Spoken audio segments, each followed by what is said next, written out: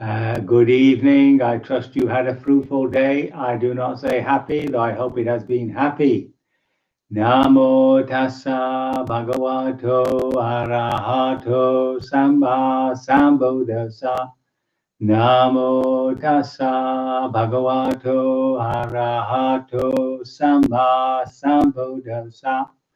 Namo tassa bhagavato arahato samma sambuddhassa. Homage to the Buddha, the blessed, noble, and fully self-awakened one. So no hitch tonight. We're going to get into the habit of rebooting the router every week. So that should stop the problem that I had last night. So now there comes a point in the discourses where there's a natural repetition of the teachings. Not only is there repetition within the discourse itself, but there's also throughout the discourses a repetition of the teachings. There's always something new added and a little nuance, you might say. So this is the discourse on the Cowherd. It's number 33.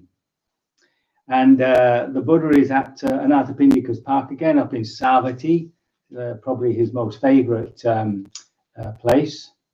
And he's talking to the monks or to the people who are listening.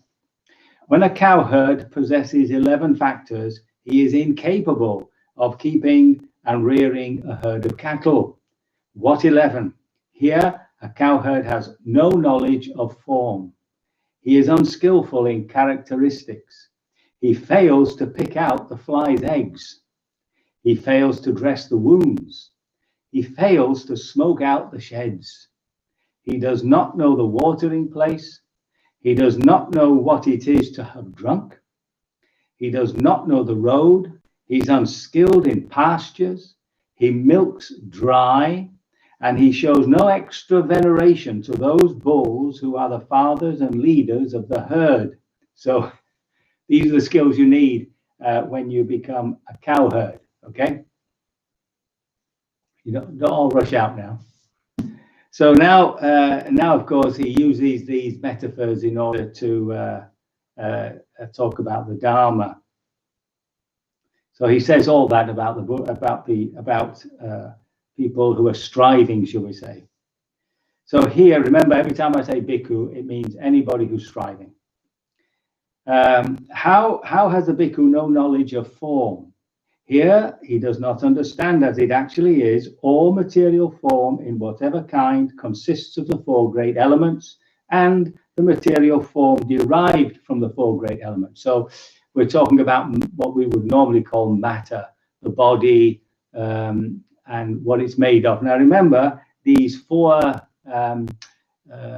great elements, as they call earth, fire, water, and air, they all stand for particular experiences: solidity, fluidity, elasticity, heat, cold, and movement. And that's how we contact matter. So it's not what matter is. We know it's chemicals and subatomic particles and all that. It's how the mind contacts matter. And he doesn't know it, this poor striver, or a real striver. And of course, everything is derived from that. In other words, that's at the base of all our experience. So he doesn't know form, you see. How is he unskilled in the characteristics? He does not understand as it actually is. A fool is characterized by their action, and a wise person characterized by their action. So can't tell the difference between a foolish person and a wise person. How does he fail to pick out the fly's eggs? When a thought of sensual desire arises, the bhikkhu tolerates it. He does not abandon it, remove it, do away with it, annihilate it. And the same with thoughts of ill will, and the same with thoughts of cruelty. So he's not quick. So a person who, when these thoughts come, are not quick to acknowledge it and say, I see you, Mara, you see, therefore not picking out the fly's eggs. And therefore you're left with a wound. How does he fail to dress the wounds?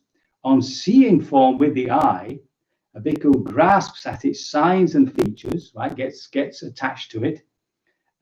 Even though when he leaves the eye faculty unguarded, evil, unwholesome states of covetousness and grief might invade him. He does not practice the way of its restraint. He does not guard the eye faculty. He does not undertake the restraint of the eye faculty. So in other words, remember, every act of attention is an act of intention, and therefore it is conditioning, right? So once we've grasped that, every time we attend to something and we see it's unwholesome, we have to guard that sense. We mustn't put it there. I must take it away. And that also means knowing not where to go, not where to look, even before you see it, you might say.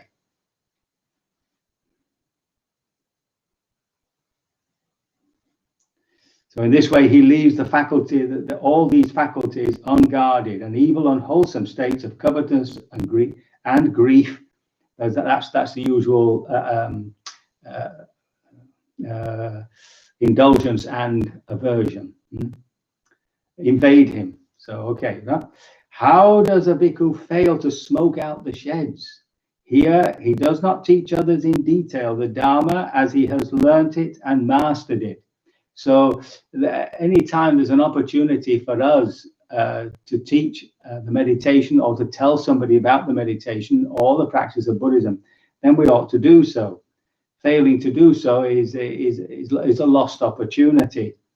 I'm not so sure how that fits in with smoking out the sheds, but I'm sure one of you will email me. But anyway, that's called smoking out the sheds. He does not know the watering place. Now, a bhikkhu does not go from time to time to those bhikkhus who've learnt much, who are well versed in the tradition, who maintain the Dharma, the discipline, and the codes. And he does not inquire and ask questions of him thus: how is this, Venerable Sir? What is the meaning of this? These venerables do not reveal in him what has not been revealed, do not clarify what is not clear, or remove his doubts about numerous things that give rise to doubts. So in other words, he's not going to certain peoples or places, or in our terms, to books and reading and audios and other teachers to refine our understanding of the Dharma and, of course, our practice. So the Dharma is both the understanding and the practice. The discipline and codes is, of course, our moral conduct. How does a bhikkhu not know what it is to have drunk, right? When the Dharma and the discipline proclaimed by the Tathagata is being taught, the bhikkhu does not gain inspiration in the meaning, does not gain inspiration in the Dharma, does not gain gladness connected to the Dharma. So when we're practicing and we're no longer feel inspired, no matter what level it is, it might be just 0.1. Once we begin to lose inspiration, then of course we lose interest, and the practice goes aside.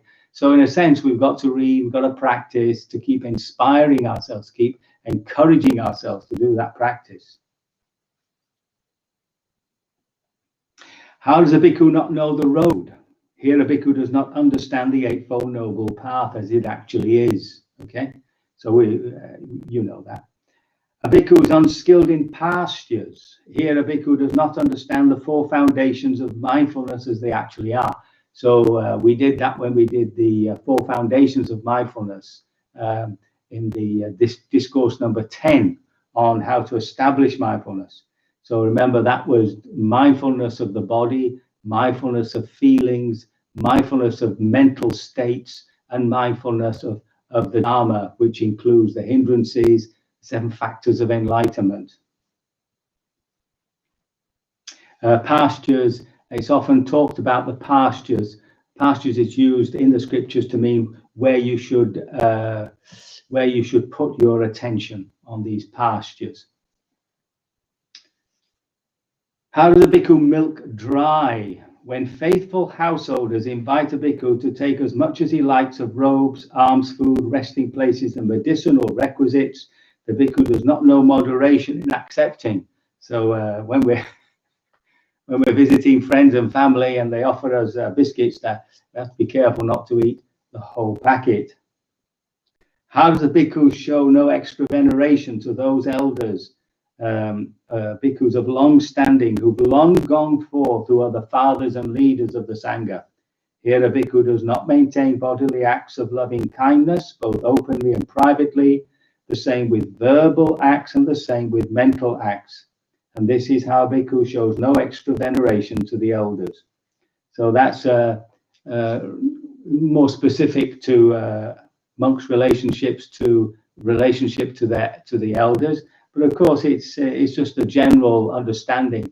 It's making a distinction between knowing somebody who is in authority as opposed to an authority. So when somebody is in authority, they are in authority over. So that might be your boss or something else, and which inspires fear, of course. But if somebody is an authority, then you look up to them and you respect them, and it's acknowledging that you acknowledge this person's authority in any field of life. It doesn't matter if it's the Dharma or not.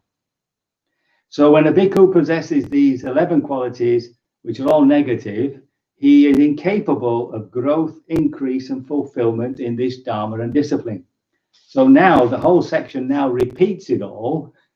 The problem repeats everything we've just been through, only on a positive note.